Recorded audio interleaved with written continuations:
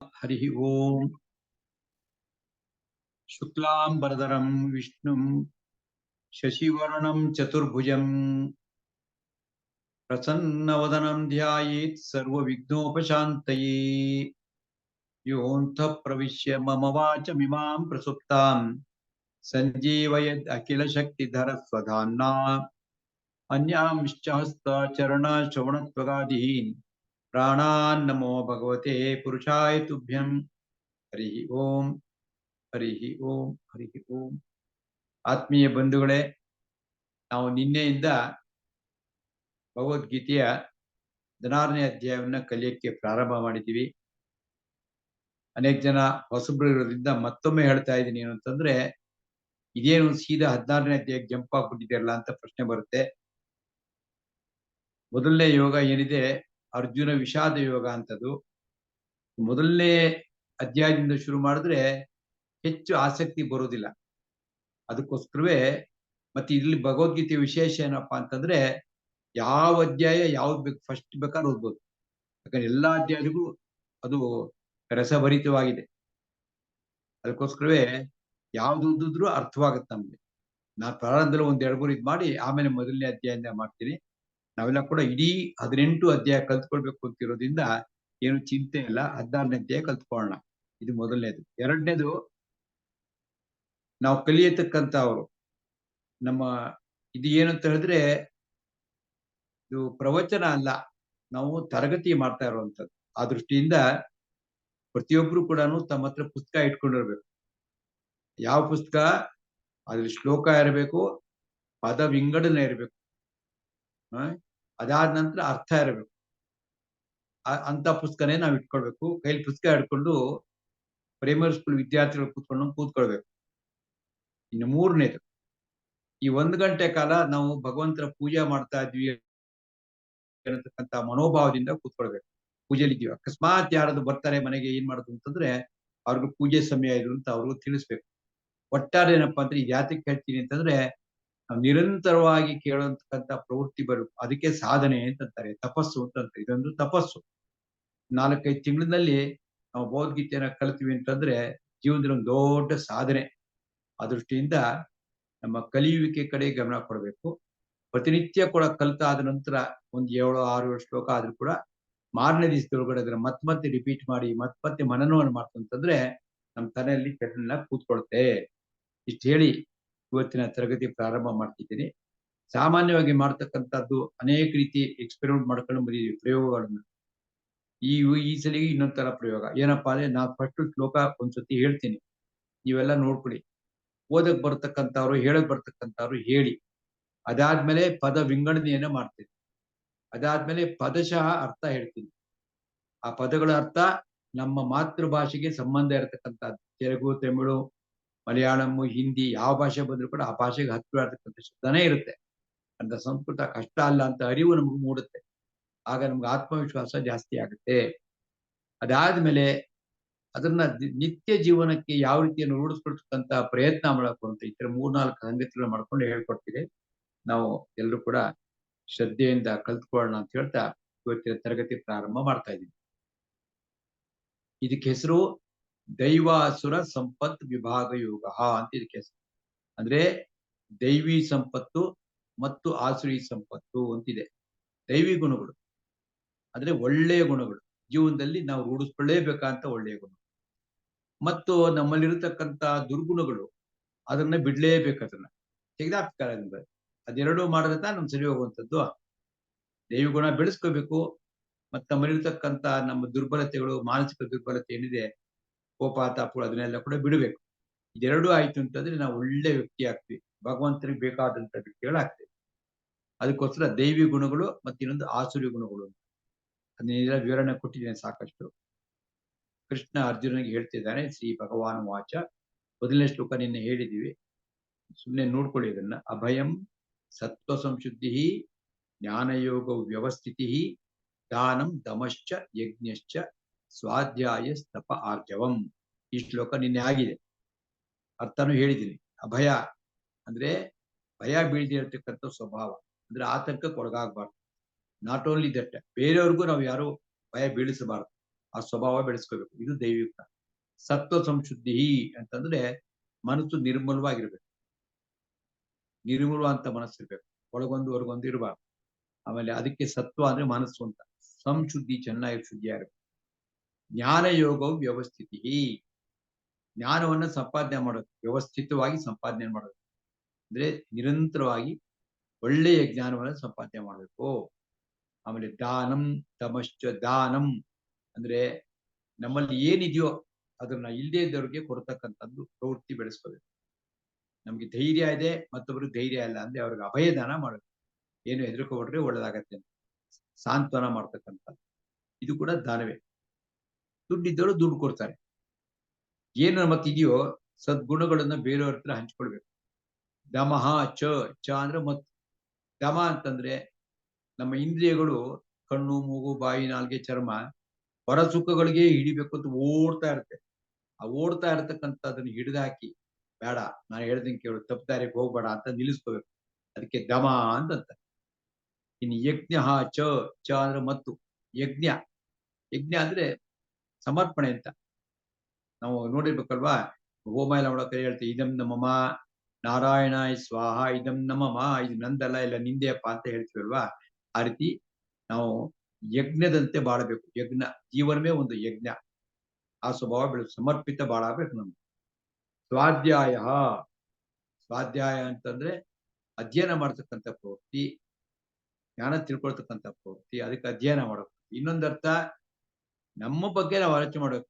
ನಾನು ಬೇರೆಯವ್ರ ಸ್ವಭಾವದ ಬಗ್ಗೆ ತುಂಬಾ ಚಿಂತೆ ಮಾಡ್ತೀವಿ. ಸೊಸೆ ಸರಿ ಇಲ್ಲ, ಅತ್ತೆ ಸರಿ ಇಲ್ಲ, ಮಗ ಸರಿ ಇಲ್ಲ, ಅಪ್ಪ ಸರಿ ಇಲ್ಲ, ಗಂಡ ಸರಿ ಇಲ್ಲ, ಪಕ್ಕದ ಮನೆಯವರು ಸರಿ ಇಲ್ಲ ಅಂತ ಇದೆಲ್ಲ ಬಿಕಾಟ್ ಮಾಡ್ತೀವಿ.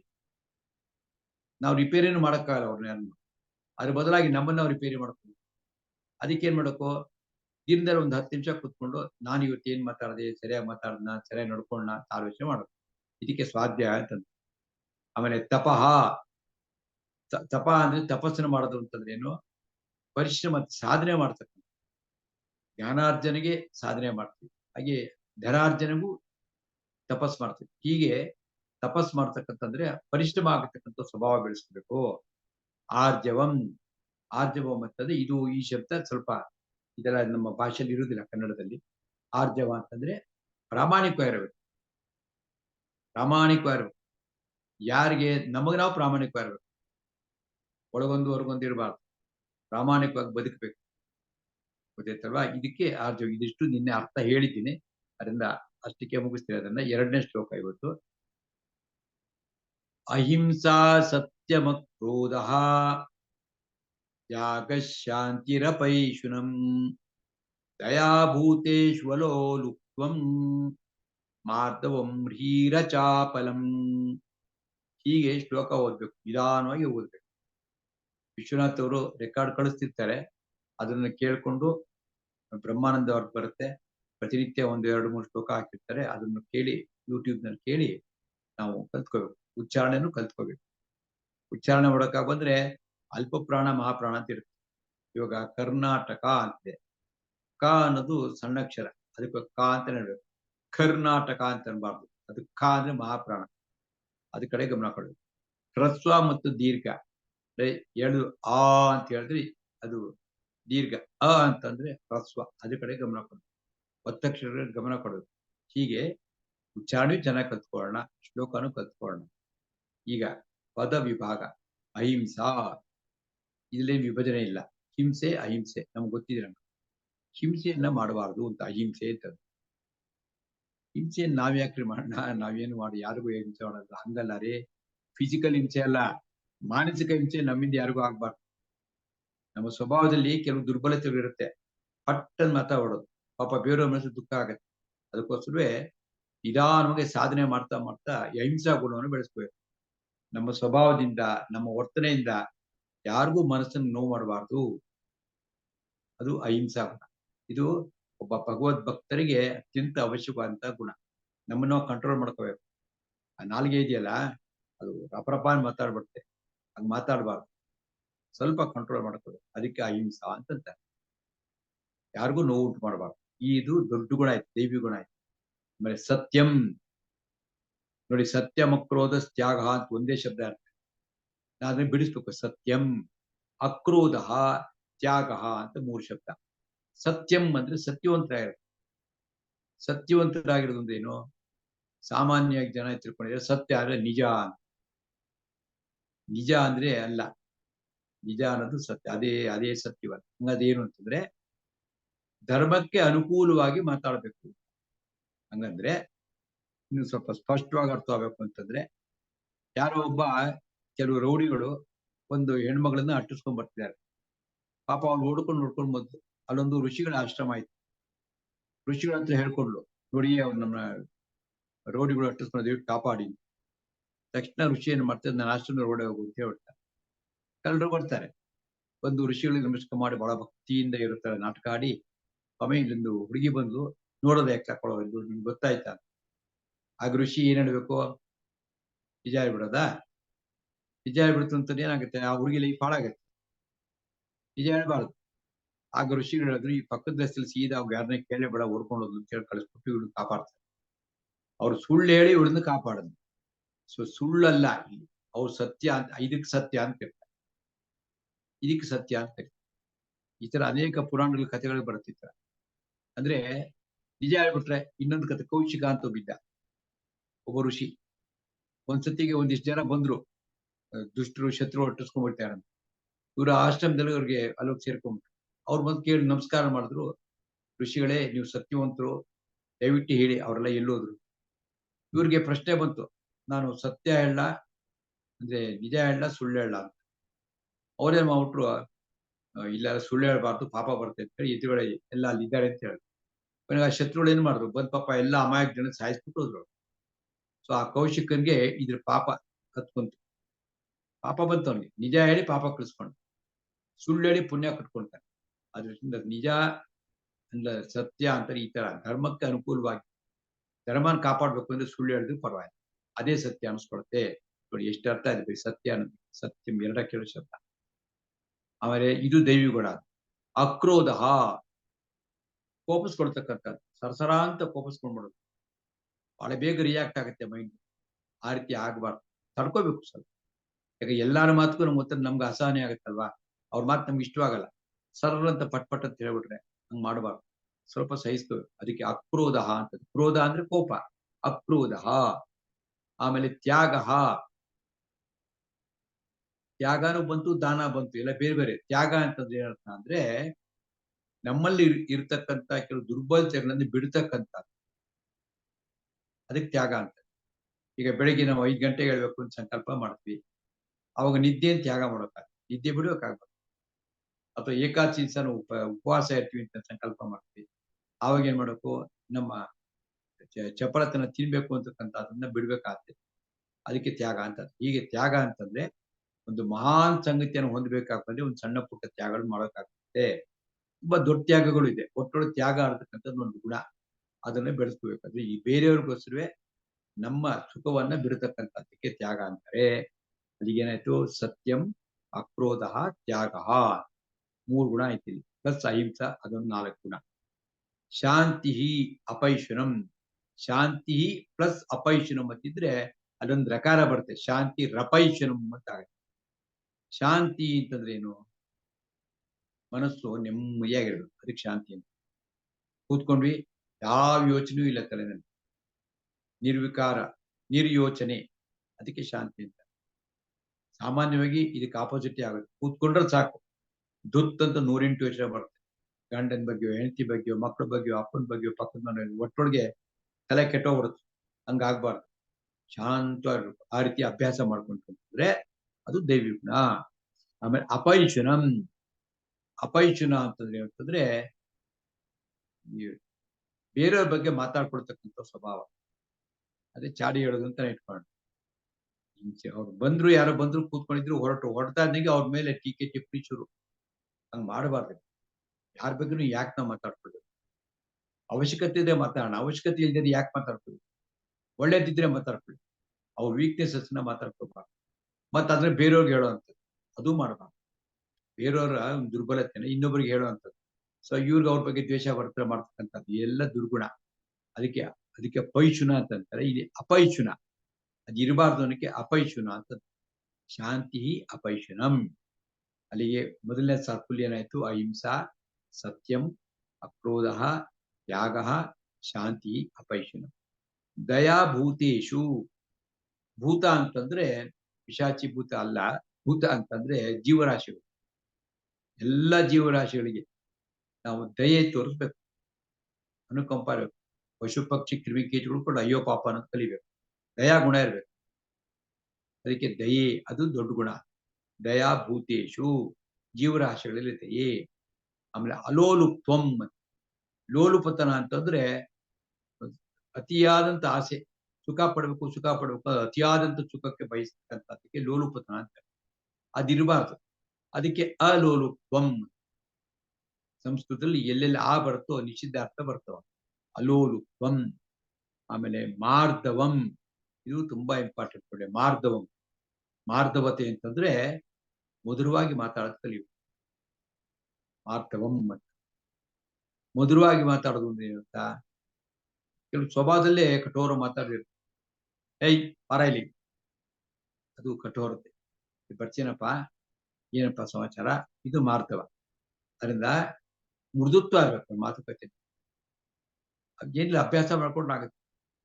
ಮೃದುವಾಗಿ ಮಾತಾಡ್ಬೇಕು. ಯಾರನ್ನ ಕಂಡ್ರು ಅನುಕಂಪದಿಂದ ಮಾತಾಡ್ಬೇಕು, ಪ್ರೀತಿಯಿಂದ ಮಾತಾಡ್ಬೇಕು. ಅದಕ್ಕೆ ಮಾರ್ಧವಂ. ಶ್ರೀ, ಶ್ರೀ ಅಂತಂದ್ರೆ ನಾಚಿಕೆ ಅಂತ. ನಾಚಿಕೆ ಉಂಟಾಗಬೇಕು. ಯಾತಕ್ಕೆ? ಕೆಟ್ಟ ಕೆಲಸ ಮಾಡಕ್ ನಾಚಿಕೆ ಆಗುತ್ತೆ, ಸುಳ್ಳು ಹೇಳಕ್ ನಾಚಿಕೆ ಆಗುತ್ತೆ, ಮೋಸ ಮಾಡಕ್ ನಾಚಿಕೆ ಆಗುತ್ತೆ. ನಾಚಿಕೆ ಆಯ್ತು, ಅಯ್ಯೋ ಇಂಥ ಕೆಲಸ ಮಾಡಬಾರ್ದಾಯ್ತಪ್ಪ ಅಂತ ಒದ್ದಾಡ್ಬಿಡ್ತೀವಲ್ಲ, ಅದಕ್ಕೆ ರೀ ಅಂತಾರೆ. ಅದು ದೈವಿ ಗುಣ. ಆಮೇಲೆ ಅಚಾಪಲಂ. ಚಪಲ ಅಂದ್ರೆ ಗೊತ್ತು ನಿಮ್ಗೆ. ಅಚಾಪಲಂ, ಕೆಲವು ವಿಪರೀತ ಚಪಲ. ಅಲ್ಲಿ ಪಾನಿಪುರಿ ಅಲ್ಲಿಗೆ ಹೋಗಿ ತಿನ್ಬೇಕು, ಮಸಾಲೆ ತಿಂದ್ರೆ ವಿದ್ಯಾರ್ಥಿ ಭವನಲ್ಲೇ ದೋಸೆ ತಿನ್ಬೇಕು. ಅದಕ್ಕೋಸ್ಕರ ಎಷ್ಟೇ ಕಷ್ಟ ಆದ್ರೂ ಪರವಾಗಿಲ್ಲ ಬಿಟ್ಟು ಕೊಡೋಗ್ತಾರೆ. ಬರೀ ತಿನ್ನೋದೊಂದು ಹೇಳಿದೆ. ಆ ತರ ಅನೇಕ ತರ ಚಪ್ಪಲಿಗಳಿವೆ. ಅದನ್ನೆಲ್ಲ ಯಾರು ಬಿಟ್ಟಿರ್ತಾರೋ, ಅದರ ದಾಸರಾಗದೆ ಇರ್ತಾರೋ, ಇಂದ್ರಿಯಗಳ ದಾಸರಾಗದೆ ಇರ್ತಾರೋ, ಆ ಸ್ವಭಾವಕ್ಕೆ ಅಚಾಪಲಂ ಅಂತಾರೆ. ಇದು ದೈವಿ ಗುಣ. ದಯಾಭೂತೇಶು ಅಲೋಲುಪ್ತ್ವಂ ಮಾರ್ಧವಂ ಶ್ರೀಹಿ ಅಚಾಪಲಂ. ಶ್ರೀ ಪ್ಲಸ್ ಅಚಾಪಲಂ ಅದೇನಂತೆ? ಶ್ರೀ ರಚಾಪಲಂ ಅಂತ ಅಲ್ಲೊಂದು ಪ್ರಕಾರ ಬರುತ್ತೆ. ಅರ್ಥವಾಯ್ತಲ್ಲ ಇಷ್ಟು? ನಾನು ಒಂದ್ಸತಿ ನಿಧಾನ ಶ್ಲೋಕ ಹೇಳ್ತೀನಿ, ನೀವು ಪುಸ್ತಕ ನೋಡ್ಕೊಳ್ಳಿ. ನೀವು ಜೋರಾಗಿ ಹೇಳಿ, ನನ್ಗೇನ್ ಕೇಳಿಸಲ್ಲ. ಪಾಣಿ ಜೋರಾಗಿ ಹೇಳಿ. ಅಹಿಂಸಾ ಸತ್ಯಮ ಕ್ರೋಧ ತ್ಯಾಗ ಶಾಂತಿರಪೈಶುನಂ ದಯಾಭೂತೇಶ್ವಲೋಲುಪ್ತ್ವಂ ಮಾರ್ಧವಂ ಹ್ರೀರಚಾಪಲಂ. ಈ ರೀತಿ ಶ್ಲೋಕ ನಿಧಾನವಾಗಿ ಹೇಳಿ ಪದವೇಗ ಮಾಡಿ ಅರ್ಥ ಮಾಡ್ಕೋಬೇಕು. ಎರಡನೇ ಶ್ಲೋಕ ಆಯ್ತು. ನಾವೇನು ಇಷ್ಟು ನಿಧಾನ ಕಲಿತಾ ಇದ್ವಿ ಅಂತ ಅನ್ಕೋಬೇಡಿ. ಪ್ರಾರಂಭದಲ್ಲಿ ನಿಧಾನವಾಗಿರ್ಬೇಕು. ಅರ್ಥ ಬರಕ್ ಶುರು ಆದ್ಮೇಲೆ ಫಾಸ್ಟ್ ಆದ. ಅಲ್ಲಿ ತನಕ ನಿಧಾನವಾಗಿ ಚೆನ್ನಾಗಿ ಕಲಿಬೇಕು. ಈಗ ಮೂರನೇ ಶ್ಲೋಕ. ಇದೆಲ್ಲ ದೈವಿ ಗುಣಗಳು. ಮೊದಲನೇ 3 ಶ್ಲೋಕಗಳು ಕೂಡ ದೈವಿ ಗುಣಗಳು. ನೋಡಿ ಮೂರನೇ ಶ್ಲೋಕ. ತೇಜ ಕ್ಷಮಾ ಧೃತಿ ಶೌಚಂ ಅದ್ರೋಹೋ ನಾತಿಮಾನಿತಾ ಭವಂತಿ ಸಂಪದಂ ದೈವೀಂ ಅಭಿಜಾತಸ್ಯ ಭಾರತ. ಇಲ್ಲಿ ಭಾರತ ಅಂತಂದ್ರೆ ಅರ್ಜುನನ್ಗೆ ಇನ್ನೊಂದು ಹೆಸರು. ಅರ್ಜುನನಿಗೆ ಭಾರತ ಅಂತ ಇನ್ನೊಂದು ಹೆಸರು. ಏ ಭಾರತ ಕೇಳು ಅಂತ ಹೇಳಿ ಹೇಳ್ತಾನೆ. ಯಾರು? ಕೃಷ್ಣ. ತೇಜ ಕ್ಷಮಾ ಧೃತಿ ಶೌಚಂ ಅದ್ರೋಹ ನ ಅತಿಮಾನಿತ ಭವಂತಿ ಸಂಪದಂ ದೈವೀಂ ಅಭಿಜಾತಸ್ಯ ಭಾರತ. ನೋಡು ಅರ್ಜುನ, ದೇವೀಂ ಅಭಿಜಾತಸ್ಯ ಭವಂತಿ ಸಂಪದಂ ಅಂದ್ರೆ ಮೇಲೆ ಕೆಳಗಡೆ ಸಾಲ. ಮೇಲಿನ ಸಾಲದಲ್ಲಿ ದೇವಿ ಗುಣಗಳು ಇನ್ನೊಂದು ಏನು ಅಂತಂದ್ರೆ, ಈ ಸದ್ಗುಣಗಳನ್ನ ರೂಢಿಸ್ಕೊಂಡ್ರೆ ತೇಜ, ಮುಖದಲ್ಲಿ ಒಂದು ಒಳ್ಳೆ ತೇಜಸ್ ಇರುತ್ತೆ. ಹೇಳ ಬ್ರಹ್ಮ ತೇಜಸ್ ಇದ್ದಂಗಿರುತ್ತೆ. ಹೇಳ್ತಾರ ಮುಖದಲ್ಲಿ ನೋಡಿ ಏನೋ ಒಂಥರ ಕಳೆ ಇದೆ ಅಂತ ಕನ್ನಡದಲ್ಲಿ, ಕಳೆ. ಆ ರೀತಿ ತೇಜಸ್ಸು, ಇದು ದೊಡ್ಡ ಗುಣ. ಯಾವಾಗ ತೇಜಸ್ ಬರುತ್ತೆ? ಆ ಮನುಷ್ಯ ಪ್ರಾಮಾಣಿಕವಾಗಿ ಶುದ್ಧವಾಗಿ ಇದ್ದ ಅಂತಂದ್ರೆ ಅವನ ಮುಖದಲ್ಲಿ ತೇಜಸ್ ಬರುತ್ತೆ. ಆ ತೇಜಸ್ಸು ಅದು ದೈವಿ ಗುಣ. ಕ್ಷಮಾ, ಕ್ಷಮಾ ಅಂದ್ರೆ ಕ್ಷಮಿಸ್ತಕ್ಕಂಥ ಸ್ವಭಾವ. ಒಂದು ತಪ್ಪು ಮಾಡಿದ್ದಾನೆ, ಆ ತಪ್ಪಿಂದ ನಮಗ್ ತೊಂದರೆ ಆಗಿದೆ, ಆದ್ರೂ ಕೂಡ ನಮ್ ದೊಡ್ಡ ಗುಣ ಇರ್ಬೇಕು. ಕ್ಷಮಿಸ್ಬೇಕು, ಹೋಗ್ಲಿ ಬಿಡಪ್ಪ ಅಂತ. ಯಾವ್ದಕ್ಕೆ ಕ್ಷಮಿಸ್ಬೇಕು, ಯಾವ್ದು ಶಿಕ್ಷೆ ಮಾಡಬೇಕು ಅಂತ ತಿಳ್ಕೊಂಡಿರ್ಬೇಕು. ಆಯ್ತಲ್ವಾ?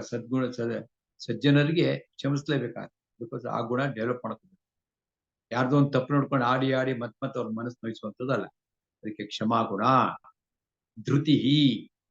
ಧೃತಿ ಅಂತಂದ್ರೆ ಏನಂತಂದ್ರೆ ಧೈರ್ಯ.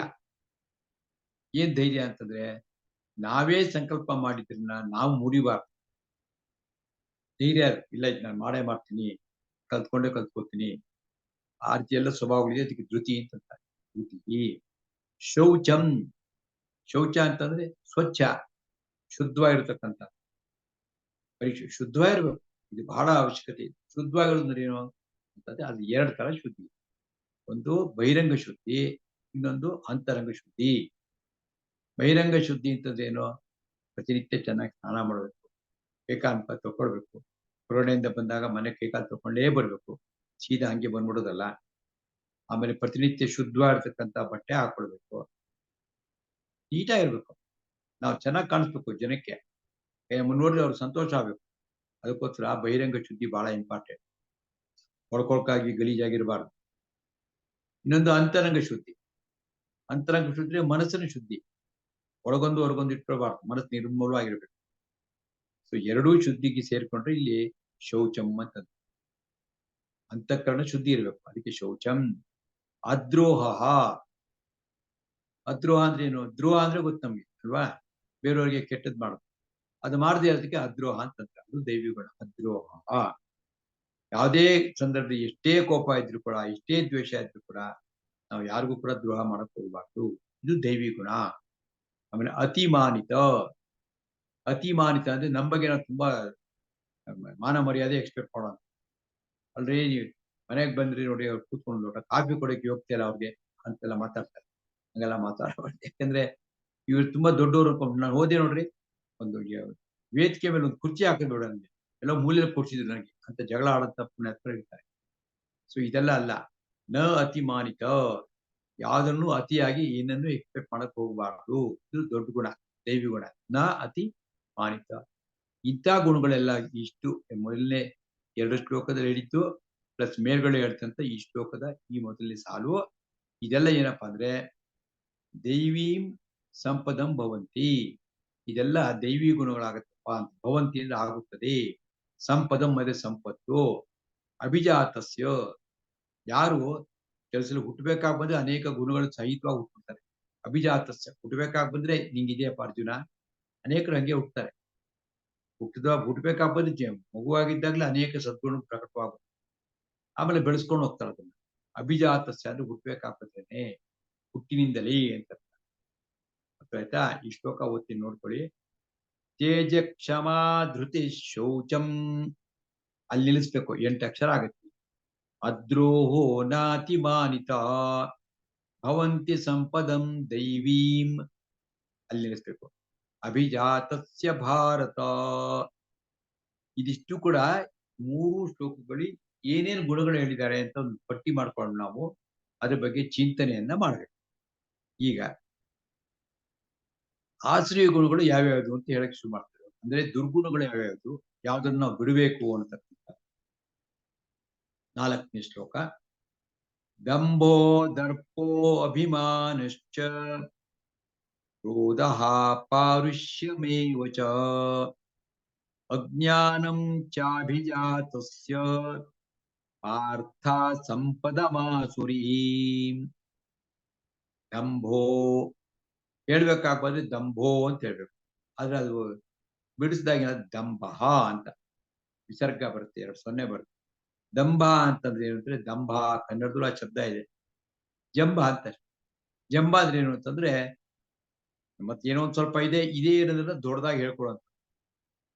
ನನ್ನ ಹತ್ರ 50 ಸೀರೆ ಇದೆ ಗೊತ್ತಾ ನಿಗೆ.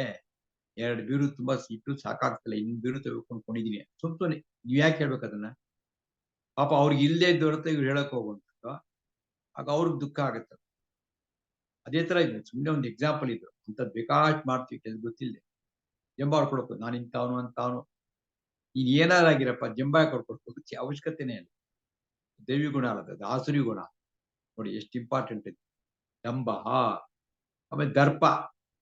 ದರ್ಪ ಅಂತಂದ್ರೆ ಅಧಿಕಾರ ಚಲಾಯಿಸ. ಈ ಮನೆ ಯಜಮಾನಿ ನಾನು ಅತ್ತೆ ಗೊತ್ತಾಯ್ತಾ, ಸೊಸೆ ಮೇಲೆ ಜಗಳ ಆಡಕ್ ಹೋಗೋದು. ಸೊಸೆ ಅವಳೊಂಥರ ಜಗಳ ಆಡೋದು. ಇರ್ಬೋದ್ರಿ, ನಾನು ಈ ಮನೆ ಕಿರಿಯವಳು ಇರ್ಬೋದು, ಆದ್ರೆ ನಾನು ಸೊಸೆ ಅಂತ ಇವಳು ಹೇಳೋದು. ಈ ಮನೆ ಯಜಮಾನ ನಾನು ಅಂತ ಹೇಳೋದು. ಅಥವಾ ಆಫೀಸ್ನಲ್ಲಿ ಕೂತ್ಕೊಂಡು ನಾನೇನು ಬಾಸ್ ಅಂತ ಅವನ ಮೇಲೆ ದರ್ಪ ತೋರಿಸ್ಕೊಂಡು, ಯಾರ ಮೇಲೂ ದರ್ಪ ತೋರಿಸ್ಬಾರ್ದು, ಎಲ್ಲರೂ ಪ್ರೀತಿಸ್ಬೇಕು. ದರ್ಪ ಅಂತಕ್ಕಂಥದ್ದು ರಾಕ್ಷಸಿ ಗುಣ, ಆಸುರಿ ಗುಣ.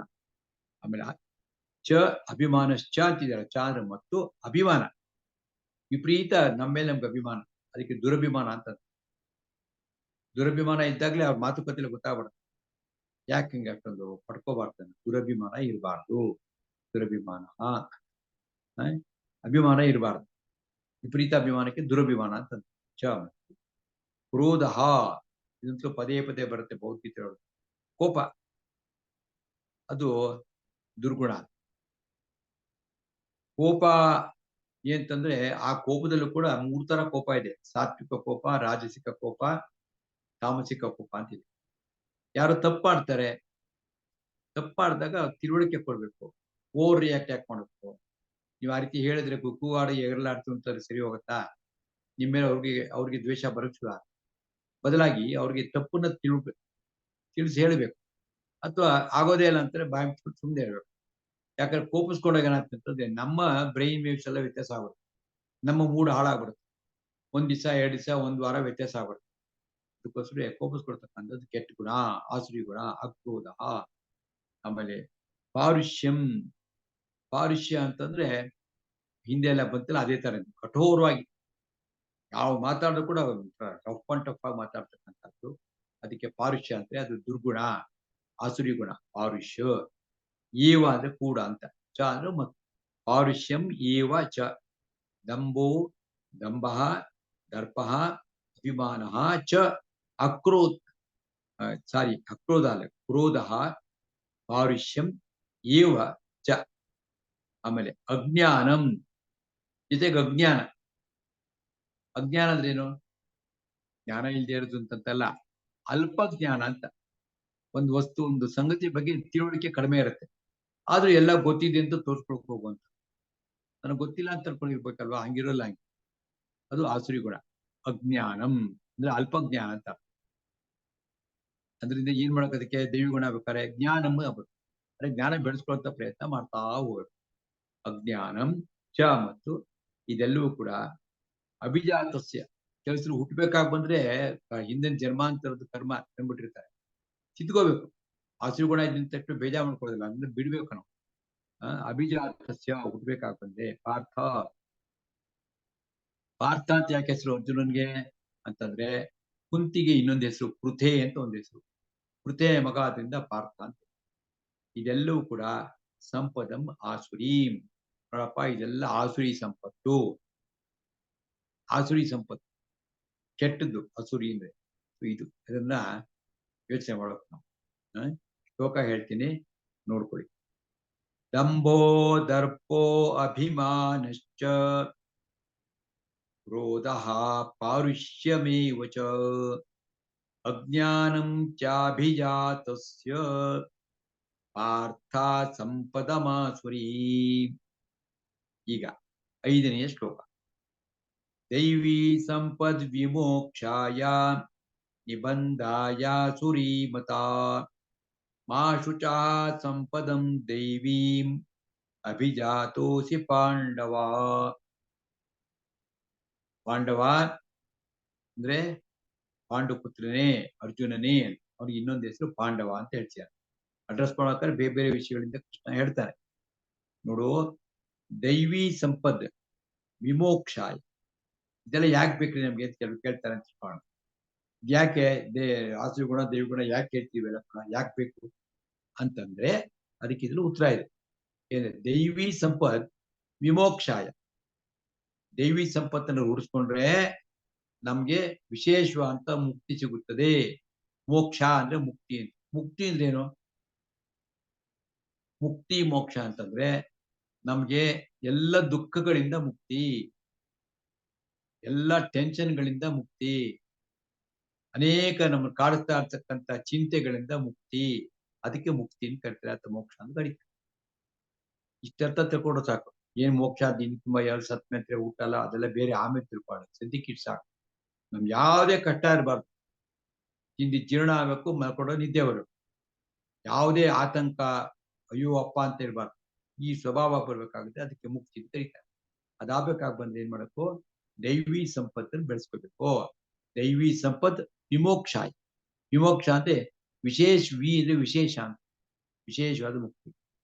ಮತ್ತು ನಿಬಂಧಾಯ ಸುರೀಮತ ಅಂದ್ರೆ ನಿಬಂಧಾಯ ಆಸುರೀಮತ ಅಂತ ಪದವಿ ಆಗುತ್ತೆ. ನಿಬಂಧಾಯ ಆಸುರೀಮತ. ಆಸುರಿ ಮತ, ಅದು ಮತ ಅಂದ್ರೆ ಅಭಿಪ್ರಾಯ ಅಥವಾ ಆ ಗುಣಗಳು ಅಂತ. ಅದು ನಿಬಂಧಾಯ, ನಮ್ಮನ್ನು ನಾವು ನಿಶ್ಚಯವಾಗಿ ಬಂಧನ ಮಾಡುತ್ತದೆ. ಬಂಧನ ಮಾಡುತ್ತೆ ಅಂದ್ರೆ ಏನರ್ಥ? ಮತ್ತೆ ಸಿಕ್ಕಾಕೊಡ್ತೀವಿ ಅಂತ. ಎಷ್ಟೊಂದು ಸಿಕ್ಕಾಕೊಂಡ್ಬಿಡ್ತೀವಿ, ಯಾವ್ದೋ ವಿಷಯ ಮಾತಾಡಿ ಸಿಕ್ಕಾಕೊಂಡು ಓದಾಡ್ತಿದ್ವಿ. ಅದಕ್ಕೆ ಬಂಧನ ಅಂತ. ಅದ್ರೊಳಗಡೆ ಸಿಕ್ಕಾಕೊಂಡ್ಬಿಡೋದು, ಇರಕ್ಕಾಗನ ಬರೋಕಾಲ ಅಂತ. ಅದಕ್ಕೋಸ್ಕರವೇ ದುರ್ಗುಣಗಳನ್ನ ಬಿಡ್ಬೇಕು. ನಿಬಂಧಾಯ ಆಸುರಿ ಮತ. ಆಸುರಿ ಆಸುರಿ ಮತಗಳನ್ನ ನಿಬಂಧ ಅಂದ್ರೆ ಅದು ಬಂಧನ ಮಾಡುತ್ತದೆ. ಅದರಿಂದ ಮಾ ಶುಚಃ ಸಂಪದಂ ದೇವಿಂ ಅಭಿಜಾತೋಸಿ ಪಾಂಡವ. ಪಾಂಡವ ಮಾ ಶುಚಃ, ಶುಚ ಅಂತಾರೆ ಇನ್ನೊಂದು ದುಃಖ ಪಡು, ದುಃಖ ಪಡ್ಬೇಡ. ಮಾ ಶುಚಃ, ಚಿಂತೆ ಮಾಡ್ಬೇಡ. ಸಂಪದಂ ದೇವಿಂ ಅಭಿಜಾತೋಸಿ, ನೀನು ಹುಟ್ಟಬೇಕಾಗಿ ಬಂದ್ರೆ ದೈವಿ ಸಂಪತ್ತುಗಳನ್ನ ಇಟ್ಕೊಂಡೇ ಹುಟ್ಟಿದ್ದೀಯ ನೀನು. ಸಂಪದಂ ದೈವೀಂ, ಸಂಪತ್ತು, ಸಂಪತ್ತನ್ನು ಗೊತ್ತಲ್ಲ, ಶೇಖರಣೆ. ನೀನು ದೊಡ್ಡ ದೈವಿ ಗುಣಗಳಿಂದ ಅದರಿಂದಲೇ ಹುಟ್ಟಿದ್ಯಾ ನೀನು. ಆದ್ರಿಂದ ಮಹಾಶುಚಃ, ದುಃಖ ಪಡಬೇಡಪ್ಪ ಅಂತ ಹೇಳ್ತಾರೆ. ಇದು ನಮಗೂ ಅಪ್ಲೈ ಆಗುತ್ತೆ. ಯಾರ್ಯಾರು ನಮ್ಮ ಭೌತಿಕತೆ ಕೇಳ್ತಿದ್ದೀವಿ, ಯಾವುದೋ ಜನ್ಮದ ಪೂರ್ವ ಜನ್ಮದ ಪುಣ್ಯದ ಒಂದು ಫಲದಿಂದ ಮತ್ತು ನಿಮ್ಮಲ್ಲಿರ್ತಕ್ಕಂಥ ದೈವಿ ಗುಣದಿಂದ ಪ್ರೇರಿತರಾಗಿ ಕೇಳಬೇಕು ಅಂತ ಗಟ್ಟಿಯಾಗಿ ಕೂತ್ಕೊಂಡಿದ್ವಿ. ಇಲ್ಲದ್ರೆ ಯಾರು ಕೇಳ್ತಾರೆ? ಕರ್ನಾಟಕದಲ್ಲಿ 6 ಕೋಟಿ ಜನ ಇದ್ದಾರೆ. ನಾವೊಂದು 200-300 ಜನ ಕೇಳ್ತಾ ಇದ್ದೀವಿ. ಎಲ್ಲರೂ ಯಾಕೆ ಸೇರ್ಕೊಳ್ಳಿಲ್ಲ? ಗೊತ್ತಿರೋಲ್ಲ, ಗೊತ್ತಿದೆ, ಆದರೆ ಸೇರ್ಕೊಳ್ತಕ್ಕಂಥ ಮನಸ್ಸು ಬರಲ್ಲ. ಯಾಕಂದ್ರೆ ದೈವಿ ಗುಣ ಇರುವುದಿಲ್ಲ. ಬಂದಾಗ ಸೇರ್ಕೊಳ್ತಾರೆ. ಬಂದ ಇದು ಈ ಶ್ಲೋಕ ಅರ್ಥ ಆಗಿದೆ ನಿಮಗೆ. ನಾನು ನಿಧಾನ ಕೂತಿ ನೋಡ್ತೇನೆ. ದೈವಿ ಸಂಪದ್ ವಿಮೋಕ್ಷಾಯ ನಿಬಂಧಾಯ ಸುರೀಮತ ಮಾ ಶುಚಃ ಸಂಪದಂ ದೈವೀಂ ಅಭಿಜಾತೋಸಿ ಪಾಂಡವ. ನೋಡಿ, 8 ಅಕ್ಷರಕ್ಕೆ ನಿಲ್ಲಿಸಿದ್ರೆ ಹೇಳೋದು ಏನು ಕಷ್ಟ ಆಗುದಿಲ್ಲ. ಆಮೇಲೆ ಈಗ 6ನೇ ಶ್ಲೋಕ. ಶ್ಲೋಕ ಓದ್ತೀನಿ, ನೋಡ್ಕೊಳ್ಳಿ. ದ್ವೌ ಭೂತ ಸರ್ಗೋ ಲೋಕೆ ದ್ವೌ ಭೂತ ಸರ್ಗೋ ಲೋಕೇಸ್ಮಿನ್ ದೈವ ಆಸುರ ಏವ ಚ ದೈವೋ ವಿಸ್ತರಶ ಪ್ರೋಕ್ತಃ ಆಸುರಂ ಪಾರ್ಥ ಮೇ ಶೃಣು. ದ್ವೌ ಭೂತ ಸರ್ಗೌ ಲೋಕೆ ಅಸ್ಮಿನ್ ದೈವ ಆಸುರ ಏವ ಚ ದೈವಃ ವಿಸ್ತರಶಃ ಪ್ರೋಕ್ತಃ ಆಸುರಂ ಪಾರ್ಥ ಮೇ ಶೃಣು. ಹೇ ಪಾರ್ಥ, 2ನೇ ಸಾಲಲ್ಲಿ ಇದೆಯಡಿ, ಅದು ಮೊದಲು ಹೇಳ್ಕೋಬೇಕು ನಾವೀಗ. ಪಾರ್ಥ, ಈ ಲೋಕೆ ಸ್ಮಿನ್ ಅಂತಿದ್ದೀರಲ್ಲಿ, ಅಸ್ಮಿನ್ ಲೋಕೆ ಅಂತ ಅದನ್ನು ರಿವರ್ಸ್ ಮಾಡಿಟ್ಕೋಬೇಕು. ಸಂಸ್ಕೃತದಲ್ಲಿ ಯಾವ ಶಬ್ದಗಳನ್ನು ಎಲ್ಲಿ ಬೇಕಾದ್ರೆ ಹೇಳ್ಬೋದು. ಅದನ್ನು ನಾವು ಅನ್ವಯ ಅರ್ಥ ಅಂತ ನಾವು ಮಾಡ್ಕೋಬೇಕು. ಕನ್ನಡದಲ್ಲಿ ಹಂಗಲ್ಲ.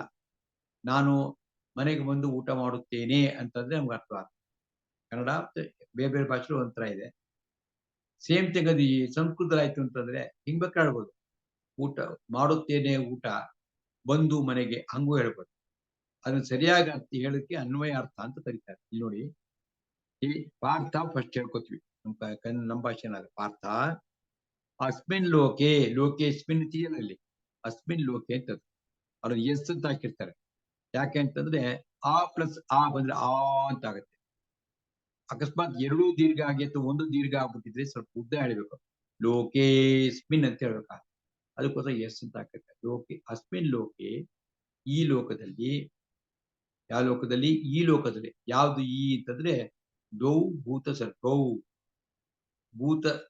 ಭೂತ ಅಂದ್ರೆ ಜೀವರಾಶಿಗಳು, ಸರ್ಗ ಅಂದ್ರೆ ಸರ್ಗ ಕನ್ನಡದಲ್ಲಿ ಸೃಷ್ಟಿ ಅಂತ. ಈ ಜೀವರಾಶಿಗಳ ಸೃಷ್ಟಿಗಳಲ್ಲಿ ದ್ವೌ ಅಂದ್ರೆ ದ್ವಿ ಅಂದ್ರೆ 2 ಅಂತ. ದ್ವಿತೀಯ, ದ್ವಿ, 2 ಇದೆ ಈ ಭೂತ ಸೃಷ್ಟಿನಲ್ಲಿ. ಜೀವ ಸೃಷ್ಟಿನಲ್ಲೇ 2 ಇದೆ. ಅಸ್ಮಿನ್ ಲೋಕೆ ದ್ವೌ ಭೂತ ಸರ್ಗೌ. ಯಾವ್ಯಾವ್ದು? 2? ದೈವ ಆಸುರ ಈವ ಚ, ದೈವಿ ಗುಣಗಳು, ಚ ಮತ್ತು ಆಸುರ ಇವ, ಆಸುರಿ ಗುಣಗಳು ಅಂತ ಹೇಳಿ ಎರಡು ಗುಣಗಳಿಂದಾನೇ ಸೃಷ್ಟಿಯಾಗಿದೆ. ಎರಡು ತರ ಮನುಷ್ಯರು ಇರ್ತಾರೆ, ದೈವಿ ಗುಣಗಳು, ಆಸುರಿ ಗುಣ. ದೈವೋ ವಿಸ್ತರಶ ಪ್ರೋಕ್ತ, ದೈವಿ ಗುಣಗಳನ್ನ ವಿಸ್ತರಶಃ ವಿಸ್ತಾರವಾಗಿ ಪ್ರೋಕ್ತ ಹೇಳಲ್ಪಟ್ಟಿತು. ಪ್ರೋಕ್ತ ಅಂದ್ರೆ ಏನು ಅಂತಂದ್ರೆ ಪ್ರ ಪ್ಲಸ್ ಉಕ್ತ ಅಂತ. ಉಕ್ತ ಅಂತಂದ್ರೆ ಏನು, ಹಳಬರಿಗೆ ಗೊತ್ತಿರುತ್ತೆ, ಒಂದು 20-30 ವರ್ಷ ಕೆಳಗಿತ್ತು ಶಬ್ದ ಉಕ್ತ ಲೇಖನ. ಉಕ್ತ ಅಂತಂದ್ರೆ ಹೇಳುವುದು. ಡಿಕ್ಟೇಷನ್ಗೆ ಉಕ್ತ ಲೇಖನ ಅಂತ ಕನ್ನಡದಲ್ಲಿ ಕರೀತಾ ಇತ್ತು ಹಿಂದೆ, ನಾವೆಲ್ಲ ಪ್ರೇಮಿಸ್ತಿದ್ದಾಗ. ಉಕ್ತ ಹೇಳುವುದು. ಪ್ರೋಕ್ತ ಅಂದ್ರೆ ಅಂದ್ರೆ ಪ್ರಪೃಷ್ಟ, ಉತ್ಕೃಷ್ಟ, ಸ್ಪಷ್ಟವಾಗಿ ಸರಿಯಾಗಿ ವಿಸ್ತಾರವಾಗಿ ಹೇಳಿದ್ದೀನಿ ಅಂತ. ದೈವಿ ಗುಣಗಳು ಏನಂತ ವಿಸ್ತಾರವಾಗಿ ಹೇಳಿದ್ದೀನಿ. ಈಗ ನನ್ನಿಂದ ಆಸುರಂ ಶೃಣು, ಆಸುರಿ ಗುಣಗಳು ಯಾವ್ದು ಅಂತ ಹೇಳ್ತೀನಿ ಕೇಳಪ್ಪ ಅಂತ ಹೇಳ್ತೀನಿ. ಈಗ ಮುಂದಿನ ಶ್ಲೋಕದಲ್ಲಿ ಆಸುರಿ ಗುಣಗಳನ್ನ ಹೇಳ್ತೇನೆ, ಒಂದೊಂದೇ ಒಂದು. ಯಾವ್ದನ್ನ ಬಿಡಬೇಕು ಅಂತಿದ್ಯೋ ಅದ್ರ ಬಗ್ಗೆ ಎಲ್ಲ ವಿಸ್ತಾರವಾಗಿ ಕೃಷ್ಣ ಹೇಳ್ತಿದ್ದಾರೆ. ಈ ಶ್ಲೋಕ ಅರ್ಥ ಆಯ್ತಲ್ವಾ? ಹೇಳಿ ನಿಧಾನವಾಗಿ. ದ್ವೌ ಭೂತ ಸರ್ಗೌ ಲೋಕೇಸ್ಮಿನ್ ದೈವ ಆಸುರ ಏವ ಚ ದೈವೋ ವಿಸ್ತರಶ ಪ್ರೋಕ್ತಃ ಆಸುರಂ ಪಾರ್ಥ ಮೇ ಶೃಣು. ಶೃಣು ಅಂದ್ರೆ ಕೇಳು ಅಂತ ಅರ್ಥ. ನೋಡಿ, ದ್ವೌ ಕನ್ನಡ ಕತ್ರ ಇದೆ, ಭೂತ ಅಂತಂದ್ರೆ ಗೊತ್ತಾಯ್ತು, ಸರ್ಗ ಅಂದ್ರೆ ಸೃಷ್ಟಿ, ಲೋಕೆ ಅಂದ್ರೆ ಲೋಕ ಅಂದ್ರೆ ಗೊತ್ತು, ಅಸ್ಮಿನ್ ಅಂದ್ರೆ ಅದೊಂದು ಸಂಸ್ಕೃತ, ಈ ಅಂತ ಅರ್ಥ. ದೈವ ಆಸುರ ಏವ ಅಂದ್ರೆ ಕೂಡ ಅಂತ, ಚ ಅಂದ್ರೆ ಮತ್ತು. ದೈವ ವಿಸ್ತರಶಃ ವಿಸ್ತಾರವಾಗಿ, ಪ್ರೋಕ್ತ ಹೇಳ್ತಾರೆ, ಆಸುರಂ ಪಾರ್ಥ ಮೇ ಶೃಣು. ನೋಡಿದ್ರ, ಎಲ್ಲ ನಮ್ಮ ಭಾಷೆಗೆ ಹತ್ತಿದ್ರೆ ಇರ್ತದೆ. ಈಗ ಆಸುರಿ ಗುಣ ಯಾವ್ಯಾವ್ದು ಅಂತ ಹೇಳ್ತಾರೆ, ಒಂದೊಂದೇ ನಿಧಾನವಾಗಿ ಕಲ್ತ್ಕೊಳ್ಳೋಣ. ಮತ್ತು ಇದ್ರ ಬಗ್ಗೆ ನೀವು ಕಾಂಟೆಂಪ್ಲೇಟ್ ಮಾಡಬೇಕು. ಅಂದ್ರೆ ಯು ಹ್ಯಾವ್ ಟು ಥಿಂಕ್, ಒಳಗೆ ಯೋಚನೆ ಮಾಡಬೇಕು, ಯಾವ್ದು ದುರ್ಗುಣ, ಯಾವುದು ಒಳ್ಳೆ ಗುಣ, ಅವಾಗ ತೆಗೆದಾಕಕ್ಕೆ ಅನುಕೂಲ ಆಗುತ್ತೆ. 7ನೇ ಶ್ಲೋಕ. ಪ್ರವೃತ್ತಿಂಚ ನಿವೃತ್ತಿಂಚ ಜನಾನ ವಿದುರಾಸುರಾ ನ ಶೌಚಂ ನಾಪಿ ಚಾಚಾರೋ ನ ಸತ್ಯಂ ತೇಷು ವಿದ್ಯತೆ. ಈಗ ಓದಿದ್ರೆ ಏನು ಅರ್ಥ ಆಗಲ್ಲ ನಮ್ಗೆ. ಇದು ಸಂಸ್ಕೃತದಲ್ಲ ಪ್ರಾಬ್ಲಮ್, ನಮ್ ಪ್ರಾಬ್ಲಮ್. ನಾವು ಶ್ಲೋಕ ಯಾವಾಗ ಪದವಿಭಾಗ ಮಾಡಕ್ ಬರುತ್ತೋ ಎಲ್ಲರಿಗೂ ಅರ್ಥ ಆಗುತ್ತೆ. ಇದನ್ನೇ ಬಿಡಿಸಿದ್ರೆ ನೋಡಿ ಎಲ್ರಿಗೂ ಅರ್ಥ ಆಗುತ್ತೆ. ಪ್ರವೃತ್ತಿಂ ಚ ನಿವೃತ್ತಿಂ ಚ ಜನಾಃ ನ ವಿದುಹು ಅಸುರಾಃ. ಅಲ್ಲಿ ವಿದುರಾಸುರಾಃ ಅಂತಿದೆ, ಅದನ್ನ ಬಿಡಿಸ್ಬೇಕು. ವಿದುಹು ಪ್ಲಸ್ ಅಸುರಾಃ ಅಂದ್ರೆ ಅಸುರಾಃ ಆಸುರಿ ಜನಗಳು, ರಾಕ್ಷಸಿ ಪ್ರವೃತ್ತಿ ಜನಗಳು. ನ ವಿದುಹು, ವಿತ್ ಅಂದ್ರೆ ತಿಳ್ಕೊಳ್ಳೋದು ಅಂತ ಅರ್ಥ. ವಿತ್ ಅಂದ್ರೆ ಸಂಸ್ಕೃತದಲ್ಲಿ ತಿಳ್ಕೊಳ್ಳೋದು ಅಂತ. ವಿದು ಅಂದ್ರೆ ನ ವಿದುಹು ಅಂದ್ರೆ ಅವ್ರಿಗೆ ಗೊತ್ತಿಲ್ಲ, ಅವ್ರಿಗೆ ಯಾರಿಗೆ, ಆಸುರಿ ಜನಗಳಿಗೆ ಗೊತ್ತಿಲ್ಲ. ನ ವಿದುಹು ನೋಡಿ, ವಿತ್ ಅಂತ ಒಂದು ಶಬ್ದ ಧಾತು ಇದೆ, ಅದರಿಂದ ವೇದ ಅಂತ ಬಂತು, ಜ್ಞಾನದ ಭಂಡಾರ. ವಿದ್ಯೆ ಅಂತ ಬಂತು, ಆಮೇಲೆ ವಿದ್ಯಾಲಯ, ವಿದ್ಯಾರ್ಥಿ, ಹಿಂಗೆಲ್ಲ ಬರ್ತ ಶಬ್ದಗಳು ಉತ್ಪತ್ತಿ ಆಗತ್ತೆ. ಸೊ ಹಂಗೆ ರೂಟ್ ಏನಪ್ಪಾ ಅಂತಂದ್ರೆ ಇನ್ನಲ್ಲಿ ವಿತ್ ಅಂತ. ವಿದು ಅಂದ್ರೆ ತಿಳ್ಕೊಳ್ಳೋದು. ಇವ್ರು ಯಾರಿಗೆ, ಆಸುರಿ ಜನಗಳಿಗೆ. ನ ವಿದುಹು, ವಿದುಹು ಅಸುರಾಹ, ವಿದುರಾಸುರಾಹ ಅಂತ. ಏನ್ ಗೊತ್ತಿಲ್ಲ ಅಂದ್ರೆ ಪ್ರವೃತ್ತಿಂ ಚ ನಿವೃತ್ತಿಂ ಚ, ಅವ್ರಿಗೆ ಪ್ರವೃತ್ತಿನೂ ಗೊತ್ತಿಲ್ಲ, ನಿವೃತ್ತಿನೂ ಗೊತ್ತಿಲ್ಲ. ಪ್ರವೃತ್ತಿ ನಿವೃತ್ತಿ ಅಂದ್ರೆ ಏನು? ಪ್ರವೃತ್ತಿ ಅಂದ್ರೆ ಯಾವ ಕೆಲಸಗಳನ್ನ ನಾವು ಮಾಡ್ಲೇಬೇಕು ಅನ್ನೋದಕ್ಕೆ ಪ್ರವೃತ್ತಿ ಅಂತ, ಕರ್ತವ್ಯ ಕರ್ಮಗಳು. ನಿವೃತ್ತಿ ಅಂತಂದ್ರೆ ಯಾವ ಕೆಲಸಗಳಿಂದ ನಾವು ಹಿಂದಕ್ಕೆ ಹೋಗ್ಬೇಕು, ಮಾಡ್ಲೇಬಾರ್ದು ಅಂತಕ್ಕಂಥದ್ದಕ್ಕೆ ನಿವೃತ್ತಿ. ಯಾವ ಕೆಲಸಗಳು ಮಾಡ್ಲೇಬೇಕು, ಯಾವ ಕೆಲಸ ಮಾಡಬಾರ್ದು ಅಂತಕ್ಕಂಥ ಸಂಗತಿ ಈ ಆಸುರಿ ಜನರಿಗೆ ಗೊತ್ತಿಲ್ಲ. ಅದಕ್ಕೆ ಅವರ ರಾಕ್ಷಸರು ಅಂತ ಹೇಳಿ, ಯಾವ್ದು ಮಾಡಬೇಕು ಯಾವ್ದು ಮಾಡೋದು ಗೊತ್ತಿಲ್ಲ. ಪರಸ್ತ್ರೀಯನ್ನು ಮುಟ್ಟಬಾರ್ದು ಅಂತಿದ್ರೆ ಆ ರಾವಣ ಶ್ರೀರಾಮಚಂದ್ರ ಹೆಂಡತಿಯನ್ನೇ ಎತ್ಕೊಂಡು ಹೋಗ್ಬಿಟ್ಟ. ಇದು ರಾಕ್ಷಸಿ ಗುಣ. ಯಾರನ್ನೂ ಹಿಂಸೆ ಮಾಡಬಾರ್ದು ಅಂತಿದೆ. ಕಂಸ ದೇವಕಿಯ ಅಷ್ಟು ಜನ ಮಕ್ಕಳನ್ನ ಹೊಡೆದೊಡೆದು ಸಾಯಿಸ್ತಾ ಇದ್ದಂತೆ ಕ್ರೂರವಾಗಿ. ಅದು ರಾಕ್ಷಸಿ ಗುಣ. ಈಗ ಅನೇಕ ಕಥೆಗಳು ಪುರಾಣಗಳಲ್ಲಿ ಎಲ್ಲ ಕಡೆ ಬರ್ತದೆ, ಬೇರೆ ಕಡೆನೂ ಬರ್ತದೆ.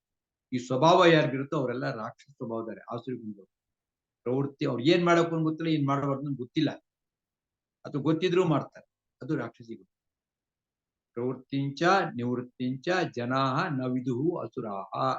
ಹೇಳ್ಬೇಕಾದ್ರೆ ನಾವು ವಿದುರಾಸುರ ಅಂತ. ಆಮೇಲೆ ಅಷ್ಟೇ ಅಲ್ಲ, ಇದೆಲ್ಲ ದುರ್ಗುಣಗಳು. ನ ಶೌಚಂ, ಶೌಚವೂ ಇಲ್ಲ ಅವ್ರಿಗೆ. ಶೌಚ ಅಂದ್ರೆ ಶುದ್ಧಿ ಇರ್ಬೇಕಲ್ವಾ, ಬಾಹ್ಯ ಶುದ್ಧಿ ಆಂತರಿಕ ಶುದ್ಧಿ ಎರಡೂ ಇರ್ಬೇಕು, ಅದೂ ಇಲ್ಲ. ನ ಶೌಚಂ, ನ ಅಪಿ ನ ಅಪಿ ಚ ಆಚಾರ ಚ ಮತ್ತು ನ ಆಚಾರ ಆಚಾರ ಅಪಿ ಆಚರಣೆನೂ ಇಲ್ಲ. ಆಚರಣೆ ಅಂದ್ರೇನು? ವಿಷಯಗಳು ಗೊತ್ತಿರ್ತಿರ್ಬೇಕು, ಒಳ್ಳೆ ವಿಷಯ ಗೊತ್ತಿದೆ, ಅದನ್ನ ಆಚರಣೆಗೆ ತಂದ್ರೆ ಒಂದು ಆಚಾರ್ಯ ಅಂತ. ಒಳ್ಳೆ ವಿಷಯಗಳನ್ನ ಜೀವನದಲ್ಲಿ ಅನುಷ್ಠಾನ ಮಾಡ್ಕೊಂಡು ಅಂತವ್ರು ಏನ್ ಕರೀತಾರೆ? ಆಚಾರ್ಯರು ಅಂತಂತಾರೆ. ಆಚರಣೆಗೆ ತರದೇ ಇದ್ರೆ ಅವ್ರು ರಾಕ್ಷಸಿ ಗುಣ. ನೋಡಿ, ನ ಅಪಿ ಚ ಆಚಾರ, ಅವ್ರು ಏನು ಆಚರಣೆಯಲ್ಲಿ ಯಾವುದೇ ಗುಣಗಳನ್ನ ಪ್ರಕಟಣೆ ಮಾಡಲ್ಲ. ನ ಸತ್ಯಂ ತೇಷು ವಿದ್ಯತೆ, ಮತ್ತೆ ಸತ್ಯ ಅಂತಕ್ಕಂಥದ್ದು ಅವ್ರಿಗೆ ಏನು ನ ವಿದ್ಯತೆ ಅಂದ್ರೆ ಅವ್ರಿಗೆ ವಿದ್ಯಮಾನವಾಗುವುದಿಲ್ಲ, ಇರುವುದಿಲ್ಲ.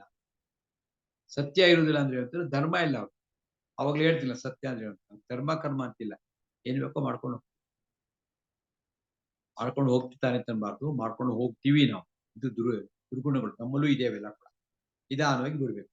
ಪ್ರವೃತ್ತಿಂಚ ನಿವೃತ್ತಿಂಚ ಜನಾಹ ನ ವಿದುಹು ವಸುರಾ ನ ಶೌಚಂ ನ ಅಪಿ ಚ ಆಚಾರ ನ ಸತ್ಯಂ ತೇಷು ವಿದ್ಯತೆ, ತೇಷು ಅವರುಗಳಿಗೆ ನ ವಿದ್ಯತೆ, ಇದು ಇರುವುದಿಲ್ಲ. ಯಾವ್ದು ಇರುವುದಿಲ್ಲ? ಆಚರಣೆನೂ ಇಲ್ಲ, ಸತ್ಯವೂ ಇಲ್ವೇ ಇಲ್ಲ. ಇದು ರಾಕ್ಷಸಿ ಗುಣ ಅಂತ ಒಂದೊಂದೇ ಶ್ಲೋಕ ಹೇಳ್ತಾರೆ. ಕೇಳಿ ಶ್ಲೋಕ ಇದೆಲ್ಲ ಕೂಡ ನನ್ನ ಜೊತೆಗೆ ನೋಡ್ಕೊಂಡು ಹೇಳಿ. ಪ್ರವೃತ್ತಿಂಚ ನಿವೃತ್ತಿಂಚ ಜನಾನ ವಿದುರಾಸುರಾಹ ನ ಶೌಚಂ ನಾಪಿ ಚಾಚಾರೋ ನ ಸತ್ಯಂ ತೇಷು ವಿದ್ಯತೆ. ಆಮೇಲೆ ಇನ್ನೊಂಥರ ಆಸುರಿ ಗುಣ ಹೇಗಪ್ಪ ಅಂತಂದ್ರೆ, ಅಸತ್ಯಂ ಅಪ್ರತಿಷ್ಠಂತಿ ಜಗದಾಹುರನೀಶ್ವರಂ ಅಪರಸ್ಪರ ಸಂಭೂತಂ ಕಿಮನ್ಯತ್ ಕಾಮಹೇತುಕಂ. ಅವರು ಹೇಗೆ ಮಾತಾಡ್ತಾರೆ ಅಥವಾ ಹೇಗಿರ್ತಾರಪ್ಪ ಅಂತಂದ್ರೆ, ಮೊದಲನೇದಾಗಿ ಅಸತ್ಯಂ. ಅಸತ್ಯಂ ಅಂದ್ರೆ ಸತ್ಯ ಇಲ್ಲದೆ ಇರತಕ್ಕಂಥ. ಅಷ್ಟೇ ಅಲ್ಲ, ಇನ್ನೊಂದು ಅರ್ಥ ಇದೆ, ಹೇಳ್ತೀನಿ. ಅಪ್ರತಿಷ್ಠಂ ತೇ ಅಂದ್ರೆ ಅವರುಗಳು, ಜಗತ್ ಆಹುಹು ಅನೀಶ್ವರಂ ತೇ ಅವರುಗಳು ಯಾರು? ಆಶ್ರಯ ಗುಣ ಇರ್ತಕ್ಕಂಥ ಜಗತ್, ಈ ಜಗತ್ತಿದೆಯಲ್ಲ, ಪ್ರಪಂಚ ಇದೆಯಲ್ಲ, ಇದು ಈ ಪ್ರಪಂಚದಲ್ಲಿ ಆಹುಹು ಅಂದ್ರೆ ಹೇಳುತ್ತಾರೆ ಅಂತ. ಇದು ಜ್ಞಾಪಕ ಇಟ್ಕೊಳ್ಳಿ. ಇದು ಕನ್ನಡದಲ್ಲಿ ಇಲ್ಲ, ಸಂಸ್ಕೃತ ಮಾತ್ರ. ಆಹುಹು ಹೇಳುತ್ತಾರೆ. ಹೂವಾಚ ಹೇಳಿದನು ಅಥವಾ ಹೇಳಿದನು. ಆಹು ಅಂದ್ರೆ ಹೇಳುತ್ತಾರೆ. ಏನಂತ? ಇಲ್ಲಿ ಈ ಜಗತ್ತೇನಿದೆ ಇದು ಅಸತ್ಯವಾದಂಥದ್ದು, ಜಗತ್ತೇ ಸುಳ್ಳು. ಅಪ್ರತಿಷ್ಠಂ, ಇದಕ್ಕೆ ಯಾರೇ ಒಬ್ರು ಇದನ್ನ ಸೃಷ್ಟಿಗಿಷ್ಟಿ ಮಾಡಿದಂಥದ್ದು ಏನಿಲ್ಲ, ಅದಾಗದೆಗೆ ಇದೆ. ಆಮೇಲೆ ಅನೀಶ್ವರಂ, ಈಶ್ವರ ಅನೀಶ್ವರ. ಈಶ್ವರ ಅಂದ್ರೆ ಭಗವಂತ, ಅನೀಶ್ವರಂ ಅಂದ್ರೆ ಯಾವ ಒಡೆಯ ದೇವರು ಯಾವುದು ಇಲ್ಲ ಅಂತ ಹೇಳ್ತಾರೆ. ಅನೀಶ್ವರಂ, ಈಶ್ವರನೇ ಇಲ್ಲ. ಈಶ್ವರ ಅಂದ್ರೇನು? ಈಶ್ವರ ಅಂದ್ರೆ ಈಶಾ ಪ್ಲಸ್ ವರ. ಈಶ್ವರ ವರ ಅಂದ್ರೆ ಅತ್ಯಂತ ಶ್ರೇಷ್ಠವಾದಂತ ಈಶಾ ಅಂದ್ರೆ ಒಡೆಯ. ಭಗವಂತನಿಗೆ ಈಶ್ವರ ಅಂತಂತ. ನಾವು ಬರೀ ಶಿವ ಅಂತ ಅನ್ಕೊಳ್ಬಾರ್ದು. ಶಿವನು ಈಶ್ವರನೇ, ಭಗವಂತನದ್ದು ಇನ್ನೊಂದು ರೂಪ ಈಶ್ವರ. ಭಗವಂತನೇ ಇಲ್ಲ ಮತ್ತೆ ಈ ಸೃಷ್ಟಿ ಎಲ್ಲ ಹೆಂಗಾಯ್ತು ಅಂತ, ಅದಾಗದೇ ಆಯ್ತು ಅಂತ. ಅಂದ್ರೆ ಎಷ್ಟೊಂದು ನಾಸ್ತಿಕತೆ ಅಂತಂದ್ರೆ, ಉದಾಹರಣೆಗೆ ನಾವು ಯಾವ್ದೋ ಮಾರ್ಕೆಟ್ ಹೋಗಿರ್ತೀವಿ, ಅಲ್ಲೊಂದು ಮಗು ಇದೆ, ಬಹಳ ಸುಂದರವಾಗಿದೆ, ಚೆನ್ನಾಗಿದೆ, ಅಳ್ತಾ ಇದೆ. ಎತ್ಕೋತೀವಿ, ಮುದ್ದಾಡ್ತೀವಿ. ನಮ್ಮ ಅಪ್ಪ ಅಮ್ಮ ಯಾರು ಅಂತಂದ್ರೆ ರಾಕ್ಷಸಿ ಗುಣ ಇದ್ದು ಹೇಳ್ತಾರೆ, ಅದಕ್ಕೆ ಅಪ್ಪ ಅಮ್ಮ ಇಲ್ಲಪ್ಪ, ಹಾಗೆ ಬಂದ್ಬಿಟ್ಟಿದೆ ಅಂತ. ಹಂಗೆ ಬಂದ್ಬಿಡಕ್ ಸಾಧ್ಯ ಹೇಗಿಲ್ವೋ ಹಾಗೇನೆ ಈ ಜಗತ್ತು ಅದಾಗದೆ ಆಗಿರ್ಲಿಕ್ಕೆ ಸಾಧ್ಯವೇ ಇಲ್ಲ. ನಾಸ್ತಿಕವಾದ ಇದು ಅದಾಗದೆ ನೇಚರ್ ಅಂತ ಅಂದ್ಬಿಡ್ತಾರೆ. ಕೇಳಿ, ದೇವರಿಲ್ಲ ಏನೂ ಇಲ್ಲ ಅಂತ ಹೇಳ್ತಾರೆ. ನಾಸ್ತಿಕತ್ವ, ಅದು ಆಶ್ಚರ್ಯ ಗುಣ. ಜಗತ್ತೇ ಸುಳ್ಳು, ಅಸತ್ಯಂ ಅಪ್ರತಿಷ್ಠಂ ಹೇ ಜಗತ್ ಆಹು ಅನೀಶ್ವರ.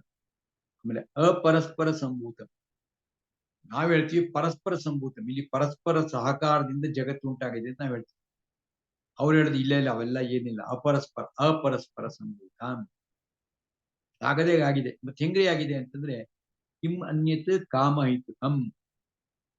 ಕಿಂ ಅಂದ್ರೆ ಏನು, ಇದಲ್ಲದೆ ಏನು ಅಂತ. ಅನ್ಯತ್ ಏನು ಇಲ್ಲ, ಕಾಮ ಇದು, ಎಲ್ಲರಿಗೂ ಕೂಡ ಬಯಕೆಗಳಿಂದ ಜಗತ್ತು ಉಂಟಾಗಿದೆ ಅಂತ.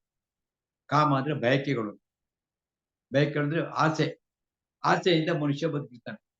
ಹಾಗೆ ಮನುಷ್ಯ ಬದುಕ್ತಾ ಆಸೆ ಆಸೆ ಆಸೆ, ಅದೇ ಪ್ರಪಂಚ ಅಷ್ಟೇ ಹೊರತು. ಅಂದ್ರೆ ಫಾರಿನ್ ನಲ್ಲಿ ಹೇಳ್ತಾರೆ ಕೆಲವು ಕಡೆ ನಾಸ್ತಿಕ್, ವಾಟ್ ಈಸ್ ಲೈಫ್ ಅಂತಂದ್ರೆ ಈಟ್ drink and enjoy, that is life, ಬೇರೆ ಏನೂ ಇಲ್ಲ. ಚೆನ್ನಾಗಿ ಕುಡಿ ತಿನ್ನು ಮಜಾ ಮಾಡ್ಕೊಂಡು ಇದೇ ಲೈಫ್ ಅಂತ ಹೇಳ್ತಾರೆ. ಇದು ನಾಸ್ತಿಕ ಸ್ವಭಾವ, ಆಸುರಿ ಸ್ವಭಾವ ಅಂತ ಈ ಶ್ಲೋಕ ಹೇಳ್ತೀವಿ. ಜಗತ್ತು ಹೆಂಗಾಗಿದೆ, ಅದಾಗದೇ ಹೇಗಾಗಿದೆ ಅಂತ. ಅಪರಸ್ಪರ ಸಂಭೂತಂ ಅಪ್ರತಿಷ್ಠಂ, ಏನೇನು ಹೇಳ್ತೀರಿ ಸುಳ್ಳು, ಅಲ್ಲಿ ದೇವರಿಲ್ಲ ಇವ್ರಿಲ್ಲ ಅಂತ ಹೇಳಿ, ಇದೆಲ್ಲ ರಾಕ್ಷಸಿ ಗುಣಗಳು ಅಂತ ಈ ಶ್ಲೋಕ ಹೇಳ್ತೀವಿ. ಅಸತ್ಯಂ ಅಪ್ರತಿಷ್ಠಂ ತೇ ತೇ ಅಂದ್ರೆ ಅವರುಗಳು, ಜಗತ್ ಆಹು ಅನೀಶ್ವರಂ, ಈಶ್ವರವಾದ ಅಂತ ಯಾರೂ ಇಲ್ಲ ಅಂತ. ಅಪರಸ್ಪರ ಸಂಭೂತಂ, ಪರಸ್ಪರ ಸಂಭೂತ, ಅಪರಸ್ಪರ ಸಂಭೂತ ಅಂತ ಸೃಷ್ಟಿ, ಅಪರಸ್ಪರ ಸಂಭೂತ ಯಾವುದು ಏನಿಲ್ಲ. ಏನು ಮತ್ತೆ ಯಾಕೆ ಹಿಂಗ್ ಪ್ರಪಂಚ ಬೈಂದೆ ಅಂತಂದ್ರೆ, ಕಿಂ ಅನ್ಯತ್ ಕಾಮ, ಕಿಂ ಅನ್ಯತ್ ಕಾಮ ಐತುಕಂ. ಹೇತು ಅಂತಂದ್ರೆ ಕಾರಣ ಅಂತ. ಹಿಂದೆ ಕನ್ನಡದಲ್ಲಿ ಅಷ್ಟ ಬಡಿತೀವಿ, ತಾವು ಯಾವ ಹೇತುವಿಂದ ನಮ್ಮ ಮನೆಗೆ ಬಂದಿದ್ದೀರಿ ಅಂತ ಕೇಳೋದು, ಯಾವ ಕಾರಣದಿಂದ. ಈಗೇನಾದ್ರೆ ಕನ್ನಡ ಬಿಟ್ಟು ಹೋಗ್ಬಿಟ್ಟಿದಲ್ವಾ, ಹಂಗಾಗಿ ಹೇತು ಅಂದ್ರೆ ಕಾಮ ಐತುಕಂ. ಕಾಮನೇ ಕಾರಣ ಅಂದ್ರೆ ಇಷ್ಟ, ಬಯಕೆ, ಅವರ ಇಚ್ಛೆಯಿಂದ ಆಸೆಯಿಂದ ಎಲ್ಲ ಆಗಿದೆ ಅಂತ ಪ್ರಪಂಚ ಇಷ್ಟೇ ಅಂತ ಹೇಳ್ತಾರೆ. ಕೇಳಿ ಶ್ಲೋಕಗಳು. ಅಸತ್ಯಂ ಅಪ್ರತಿಷ್ಠಂತೆ ಜಗದಾಹು ಅನೀಶ್ವರಂ ಅಪರಸ್ಪರ ಸಂಭೂತಂ ಕಿಮನ್ಯತ್ ಕಾಮಹೈತುಕಂ. ಇಷ್ಟ ಆಯ್ತು. ಹೀಗೆ ಇನ್ನು ಹೇಳ್ತಾರೆ, ಇನ್ನೊಂದಿದೆ 9ನೇ ಶ್ಲೋಕ.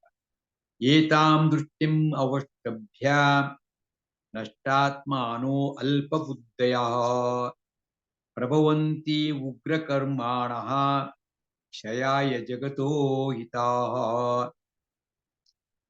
ನೀವೊಂದು 10-15 ಶ್ಲೋಕ ಆಗ್ತಾ ಇದ್ದಂಗೆ ನಾ ಶ್ಲೋಕ ಓದಿದ್ರೆ ಏನೋ ಅರ್ಥ ಆದಂಗೆ ಭಾವ ಬರುತ್ತೆ ನೋಡಿ, ಅಂದ್ರೆ ಅರ್ಥ ಆಗ್ತಿದೆ ಅಂತ ಲೆಕ್ಕ. ಮೊದಲನೇ ದಿವಸ ಓದಿದಾಗ ಏನು ಅರ್ಥವಲ್ಲ, 2, 3, 4, 5ನೇ ಸೆಟ್ ಶ್ಲೋಕ ಓದಿದ್ರೇನೆ ಒಂದ್ ಸ್ವಲ್ಪ ಅರ್ಥ ಆದಂಗೆ ಭಾವ ಬರುತ್ತೆ. ಪೂರ್ತಿ ಅರ್ಥವಾಗಿರಲ್ಲ, ಅದು ಅರ್ಥ ಆದಂಗೆ ಭಾವ ಬರುತ್ತೆ ನೋಡಿ. ಏತಾಂ ದೃಷ್ಟಿಂ ಅವಷ್ಟಭ್ಯ, ಏತಾಂ ದೃಷ್ಟಿಂ ಅವಷ್ಟಭ್ಯ, ಈ ತರ ದೃಷ್ಟಿಯನ್ನು ಅವಷ್ಟಭ್ಯ ಅಂದ್ರೆ ಅವಲಂಬಿಸಿಕೊಳ್ಳೋದು, ಅದನ್ನು ನಂಬಿಕೆ ಇಟ್ಕೊಂಡು ಆ ತರ ಮಾಡ್ತಕ್ಕಂಥ ಏತಾಂ ದೃಷ್ಟಿ. ಯಾವ ದೃಷ್ಟಿ? ಆಸುರಿ ದೃಷ್ಟಿಯನ್ನು ಇಟ್ಕೊಂಡು ನಷ್ಟ ಆತ್ಮಾನಃ ಅಲ್ಪಬುದ್ಧಯ. ಅಲ್ಪಬುದ್ಧಯ ಅಂದ್ರೆ ಅಲ್ಪ ಬುದ್ಧಿ, ಕಡಿಮೆ ಬುದ್ಧಿ ಇರ್ತಕ್ಕಂಥವ್ರು, ತಿಳುವಳಿಕೆಯಲ್ಲಿ ಇರ್ತಕ್ಕಂಥವ್ರು, ಆಸುರಿ ಸ್ವಭಾವದವರು. ನಷ್ಟ ಆತ್ಮಾನಃ ಅಂತಂದ್ರೆ ತಮ್ಮನ್ನು ತಾವು ಕಳ್ಕೊತಾರೆ, ದೇ ಲೂಸ್ ದೆಮ್ಸೆಲ್ಸ್. ತಮ್ಮನ್ನು ತಾವು ಕಳ್ಕೊತಾರೆ ಅಂತಂದ್ರೆ ತಮ್ಮತನ ಹೋಗ್ಬಿಡುತ್ತೆ, ಏನೋ ವಿಚಿತ್ರವಾಗಿ ನಡ್ಕೋತಿರ್ತಾರೆ. ನಷ್ಟ ಆತ್ಮಾನಃ, ಆತ್ಮ ಅಂತಂದ್ರೆ ಮನಸ್ಸು ಅಂತ ಹೋದು, ತಾನು ಅಂತ ಒಂದು ಅರ್ಥ, ಜೀವ ಅಂತ ಅರ್ಥ, ಭಗವಂತ ಅಂತ ಅನೇಕ ಅರ್ಥಗಳು. ಇಲ್ಲಿ ತಮ್ಮನ್ನು ತಾವು ಕಳ್ಕೊಂಡ್ಬಿಡ್ತಾರೆ ಅಂತಂದ್ರೆ they loose the direction of life. ನಷ್ಟ ಆತ್ಮಾನಃ ಅಲ್ಪಬುದ್ಧಯ. ಹಂಗಾಗ್ಬಿಟ್ಟು ಏನಾಗ್ಬಿಡುತ್ತೆ, ನಾನು ಬದುಕಿದ್ ನಾನೆಷ್ಟು ಮೂಲಕ ಉಂಟು ಅಂತ ಶುರು ಆಗುತ್ತೆ, ಇದು ಆಸುರಿ ಗುಣ. ಅದಕ್ಕೆ ಪ್ರಭವಂತಿ ಉಗ್ರ ಕರ್ಮಾಣ, ಉಗ್ರ ಕರ್ಮಗಳಲ್ಲಿ ಪ್ರಭವಂತಿ, ಅದ್ರಲ್ಲಿ ಅವ್ರು ತೋರಿಸ್ಕೊಂಡ್ಬಿಡ್ತಾರೆ. ಪ್ರಭವಂತಿ ಅಂದ್ರೆ ತೋರಿಸ್ಕೊಳ್ಳುತ್ತೆ, ಆಯ್ತಾ. ಅದ್ರಲ್ಲಿ ಅದು ಮಾಡಕ್ಕೆ ಶುರು ಮಾಡ್ತಾರೆ ಉಗ್ರ ಕರ್ಮಗಳಲ್ಲಿ. ಪ್ರಭವಂತಿ ಉಗ್ರ ಕರ್ಮಾಣ, ಕರ್ಮಾಣ ಅಂದ್ರೆ ಕರ್ಮಗಳಲ್ಲಿ, ಪ್ರಭವಂತಿ ಅಂದ್ರೆ ಅದ್ರಲ್ಲಿ ತೋರಿಸ್ಕೊತಾರೆ. ಆಮೇಲೆ ಇದರಿಂದ ಏನಾಗುತ್ತೆ, ಕ್ಷಯಾಯ ಜಗತ ಅಹಿತ, ಇಡೀ ಜಗತ್ತಿಗೆ ಅಹಿತ, ಅಹಿತವನ್ನು ಮಾಡ್ತಾ, ಕ್ಷಯಾಯ ಜಗತ್ತಿನ ನಾಶ ಮಾಡ್ತಕ್ಕಂಥದ್ರಲ್ಲಿ ಅವರು ಪ್ರಭವಂತಿ ಅಂತಾರೆ, ಅದ್ರಲ್ಲಿ ಆಕ್ಟಿವ್ ಆಗುತ್ತೆ. ಒಬ್ಬ ಹುಡುಗಿನ ಇಷ್ಟಪಟ್ಟಪ್ಪ, ಆ ಹುಡುಗಿ ನನಗಿಷ್ಟ ಇಲ್ಲ ಅಂತಂದು ಸುಮ್ಮನೆ ಇರಕ್ಕಾಗಲ್ವಾ, ರಾಕ್ಷಸಿ ಗುಣ. ಏನ್ ಬೇಕಾರಾಗಿ ಬರೋದು, ನನಗೆ ನೀ ಇಷ್ಟಪಡ್ಲಿಲ್ವಾ ಅಂತ ಹೇಳ್ದ, ಹಿಡ್ಕೊಂಡು ಚುಚ್ಚಿ 30 ಕಡೆ ಚುಚ್ಚಿ ಸಾಯಿಸ್ಬೇಕು. ಇತ್ತೀಚೆಗೆ ಹೋದ್ವಾರದ ಘಟನೆ ಕೇಳಿದಿರಿ ಇವೆಲ್ಲ. ಅಂದ್ರೆ ಯಾಕಂಗಾಯ್ತು, ರಾಕ್ಷಸಿ ಗುಣ. ಅಂದ್ರೆ ನಾನುಂಟು 3 ಲೋಕ ಉಂಟಂದ್ರೆ ಯೋಚನೆ ಮಾಡ್ತೀವಿ, ಇದು ಕೆಟ್ಟ ಗುಣ. ಅದನ್ನ ನಾವು ನಾಶ ಮಾಡೋದು. ಕೆಟ್ಟ ಗುಣ ಬೆಳೆಸ್ಕೊಂಡು ಈಗ ಹೇಳತ್ತೆ, ಯಾಕಂದ್ರೆ ದೃಷ್ಟಿ ಇರ್ತೇನತ್ತ ನಮಗಾದ್ರೆ ಪಾಪ ಪುಣ್ಯದ ಭಯ ಇದ್ದವರಿಗೆ ದೈವಿ ಗುಣಗಳು ಬೆಳೆಸ್ಕೋತಾರೆ. ಅದ್ಯಾವ್ದು ಇಲ್ವೇ ಅಲ್ವಲ್ಲ. ಏತಾಂ ದೃಷ್ಟಿ ಅವಷ್ಟಭ್ಯ ನಷ್ಟ ಆತ್ಮಾನಃ ಅಲ್ಪ ಬುದ್ಧಯ ಈ ಪ್ರಭವಂತಿ ಉಗ್ರ ಕರ್ಮಾಣ ಕ್ಷಯಾಯ ಜಗತಃ ಐತಾಹ. ಜಗತಃ ಕ್ಷಯಾಯ, ಜಗತ್ತನ್ನು ನಾಶ ಮಾಡಕ್ ಹೋದ್ರೆ ಅವರು ಇರ್ತಾರ. ಯಾವುದು ಈ ಆಶ್ರಯ ಗುಣಗಳು. ಈ ತರ ಗುಣಗಳು ಎಲ್ಲರೂ ಇರುತ್ತೆ, ಕಡಿಮೆ ಮಾಡ್ಕೊತಾ ಹೋಗ್ಬೇಕು, ಬಿಡ್ತಾ ಹೋಗ್ಬೇಕು ಅದನ್ನ ಹೇಳಿ ಶ್ಲೋಕನ. ಏತಾಂ ದೃಷ್ಟಿಂ ಅವಷ್ಟಭ್ಯ ನಷ್ಟಾತ್ಮಾನೋ ಅಲ್ಪಬುದ್ಧಯ ಪ್ರಭವಂತಿ ಉಗ್ರಕರ್ಮಾಣಃ ಕ್ಷಯಾಯ ಜಗತೋ ಹಿತಾಃ. ಜಗತಃ ಅಹಿತಾಹ ಅಂತ. ಜಗತೋ ಹಿತಃ ಅಂತಾರೆ, ಜಗತಃ ಹಿತಾಹ.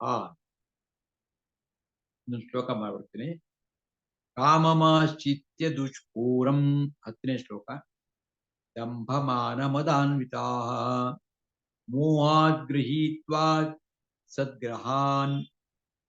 ಸದ್ಗ್ರಹಾನ್ ಪ್ರವರ್ತಂತೆ ಅಶುಚಿವ್ರತಾಃ. ಕಾಮಂ ಆಶ್ರಿತ್ಯ ದುಷ್ಪೂರಂ ದಂಭ ಮಾನ ಮದ ಆನ್ವಿತಾಃ. ಅಂದ್ರೆ ದುಷ್ಪೂರಂ ಅಂತಂದ್ರೆ ಏನು? ಪೂರಂ ಅಂದ್ರೆ ಗೊತ್ತ ನಮಗೆ, ಪೂರ್ತಿ ಮಾಡೋದು ಅಂತ ಅರ್ಥ. ಪೂರಕ, ಪೂರ್ತಿ ಕನ್ನಡದಲ್ಲೂ ಇದೆ ಶಬ್ದ. ದುಷ್ಪೂರಂ ಅಂದ್ರೆ ಅಂದ್ರೆ ಕಷ್ಟ ಅಂತ, ದುಃಖ ಅನ್ನಲ್ವಾ, ದು ಅಂದ್ರೆ ಕಷ್ಟ. ಕಷ್ಟ ತುಂಬಿಸಕ್ಕೆ ಆಗಲ್ಲ, ಕೊಡೋಣ ಆಸೆಯ ಕೊಡವನ್ನ ತುಂಬಿಸಕ್ ಆಗಲ್ಲ, ಪೂರ್ತಿ ಮಾಡಕ್ಕೆ ಆಗಲ್ಲ. ದುಷ್ಪೂರಂ ಅಂತಂದ್ರೆ ಪೂರ್ತಿ ಮಾಡಕ್ ಆಗದೆ ಇರುವಷ್ಟು ಕಾಮಮಾಶ್ರಿತ್ಯ, ಬಯಕೆಗಳನ್ನ. ಕಾಮ ಅಂದ್ರೆ ಬಯಕೆಗಳು, ಕಾಮ ಅಂದ್ರೆ ಸೆಕ್ಸ್ ಅಂತಲ್ಲ, ಕಾಮನೆಗಳು ಅಂದ್ರೆ ಬಯಕೆಗಳು, ಆಸೆಗಳು, ಈ ಆಸೆ ಒಂದ್ರ ಮೇಲೆ ಬರ್ತಾನೆ ಹೋಗ್ತಿರ್ತದೆ, ನಾನ್ ಅನ್ಲಿಮಿಟೆಡ್ ಆಸೆಗಳು. ಅದನ್ನ ಆಶ್ರಿತ್ಯ, ಅದನ್ನ ಅವಲಂಬಿಸಿಕೊಂಡು ಏನೇನೋ ಆಸೆಗಳು ಬಂದ್ಬಿಡುತ್ತೆ. ಹಾಗೆ ಮಾಡಕೋ, ಹೀಗೆ ಮಾಡಕೋ, ಹೀಗೆ ಹಾಕೋ, ಹಾಗೆ ಮಾಡಕೋ, ಅದನ್ನೇ ಹಾಸ್ಕೊಂಡು ಏನ್ ಮಾಡ್ತಾರೆ, ಅದು ಪೂರೈಸಕ್ಕಾಗದಿರಷ್ಟು ಆಸೆಗಳು. ಆಮೇಲೆ ಅದರಿಂದ ಏನ್ ಮಾಡ್ತಾರೆ, ದಂಭ ಮಾನ ಮದಾನ್ವಿತ, ಆ ಆಸೆಗಳಿಗೋಸ್ಕರವೇ ಕೆಲವು ನಡವಳಿಕೆ ವ್ಯತ್ಯಾಸ ಮಾಡ್ಕೊಳ್ತಾರೆ. ಜಂಬ, ದಂಬ ಅಂದ್ರೆ ಜಂಬ, ಇಲ್ದಿದ್ದು ಹೇಳ್ಕೊಳ್ಬೇಕಲ್ಲ, ನಾನು ಅಂತವನು ಇಂಥವನು ಅಂತವನು. ಆಮೇಲೆ ಮಾನ, ಮದ, ಮದ ಅಂದ್ರೆ ಗೊತ್ತು ನಮ್ಗೆ, ಅಹಂಕಾರ, ಅದನ್ನ ಆನ್ವಿತ ಕೂಡ್ಕೊಂಡು ಡಬ್ಬ ಮಾನ ಮದಾನ್ವಿತ, ಜಂಬ. ಆಮೇಲೆ ಇಲ್ದಂತ ಗೌರವ, ತಮಗ್ ತಾವು ಕೊಡ್ಬೇಕು. ಇದೆಲ್ಲವನ್ನು ಕೂಡಿಕೊಂಡು ಮೋಹಾತ್ ಗ್ರಹೀತ್ವ ಅಸದ್ಗ್ರಹಾನ್ ಅಂತ, ಸದ್ಗ್ರಹಾನ್ ಅಂತ ಇರುತ್ತೆ. ಇದ್ರ ತ್ವಾ ಅಂತಿದೆಯಲ್ಲ, ಅದ್ರ ಅಲ್ಲಿ ಸೇರ್ತು ಅಸದ್ಗ್ರಹಾನ್. ಮೋಹಾತ್, ಮೋಹ ಅಂತ ಅನ್ನೋದು ತುಂಬಾ ಕಡೆ ಬರುತ್ತೆ, ಭಗವದ್ಗೀತೆ 18ನೇ ಅಧ್ಯಾಯದಲ್ಲೂ ಬರುತ್ತೆ. ಮೋಹ ಅಂತಂದ್ರೆ ಏನಂತಂದ್ರೆ, ಕನ್ನಡದಲ್ಲಿ ನಾವು ಅಟ್ಯಾಚ್ಮೆಂಟ್ ಅಂತ ಹೇಳ್ಬೋದು, ಇಲ್ಲಿ ಅಟ್ಯಾಚ್ಮೆಂಟ್ ಅಲ್ಲ. ಮೋಹ ಅಂತಂದ್ರೆ ಭ್ರಮೆ ಅಂತ, ಭ್ರಾಂತಿ, ಇಲ್ಯೂಷನ್, ಕನ್ಫ್ಯೂಷನ್, ಇಲ್ಯೂಷನ್ ಅಲ್ಲ. ಏನೋ ಅನ್ಕೊಂಡ್ಬಿಡುದು, ನಾನು ಅಂತಾರೆ ಮಹಾರಾಜ ಅನ್ಕೊಂಡು, ಅಥವಾ ನಾನು ಅಂತ ಇಂಥ ದೊಡ್ಡ ಕುಲಕ್ಕೆ ಸೇರಿದಂತ ಮಹಾರಾಣಿ ಅಂತ ಅನ್ಕೊಂಡು, ನಾನು ಅಂತವಳು ಇಂಥವಳು ಅನ್ಕೊಳ್ಳೋದು. ಈ ತರದೆಲ್ಲ ಏನಿದೆ, ಇದು ಮೋಹ. ನಾವು ನಾವು ಭಗವಂತ ಭಕ್ತರ ಸಾಮಾನ್ಯ ವ್ಯಕ್ತಿ ಅಂತ ಅನ್ಕೊಂಡ್ರೆ ಅದು ಮೋಹ. ಮೋಹ. ಅದಕ್ಕೆ ಗೃಹೀತ್ವ, ಅದನ್ನ ಆಶ್ರಯ ಮಾಡ್ಕೊಂಡು ಏನ್ ಮಾಡ್ತಾರೆ, ಅಸತ್ ಗ್ರಾಹಾನ್. ಅಸತ್ ಅಂದ್ರೆ ಸತ್ ಅಂತಂದ್ರೆ ಒಳ್ಳೆಯದು, ಅಸತ್ ಅಂದ್ರೆ ಕೆಟ್ಟದ್ದು, ಕೆಟ್ಟ ಸಂಗತಿಗಳನ್ನ ಗ್ರಹಿಸಿಕೊಂಡು, ಗ್ರಹ ಅಂದ್ರೆ ಗ್ರಹಿಸಿಕೊಂಡು, ಅಸತ್ ಗ್ರಹಾನ್ ಪ್ರವರ್ತಂತೆ ಅಶುಚಿ ವ್ರತ. ಅವ್ರೇನ್ ಮಾಡ್ಬಿಡ್ತಾರೆ, ಅಶುಚಿ ವ್ರತ, ಅತ್ಯಂತ ಅಶುಚಿಯಾದಂತ ವ್ರತಗಳಲ್ಲಿ, ಕೆಲಸಗಳಲ್ಲಿ ಪ್ರವರ್ತಂತೆ ಪ್ರವರ್ತಿಸುತ್ತಾರೆ. ಇದು ಆಸುರಿ ಗುಣ. ಅರ್ಥ ಆಯ್ತಾ? ಹೇಳಿ ಶ್ಲೋಕ. ಕಾಮಮಾಶ್ರಿತ್ಯ ದುಷ್ಪೂರಂ ದಂಭಮಾನ ಮದಾನ್ವಿತಾಃ ಮೋಹಾದ್ ಗೃಹೀತ್ವಾ ಅಸದ್ಗ್ರಾಹಾನ್ ಪ್ರವರ್ತಂತೆ ಅಶುಚಿವ್ರತಾಃ. ಈ ಶ್ಲೋಕವನ್ನು ಇನ್ನೊಂದ್ಸತಿ ನಾಳೆ ಕಲ್ತ್ಕೊಳ್ಳೋಣ. ಸೊ 10ನೇ ಶ್ಲೋಕ ಅಂತ ಹೇಳಿ ಇವತ್ತು ಮುಗಿಸ್ತಾ ಇದ್ದೀನಿ. ನಾಳೆ ದಿವಸ ಮತ್ತೆ ಸೇರ್ಕೊಳ್ಳೋಣ. 2-3 ಸೂಚನೆಗಳು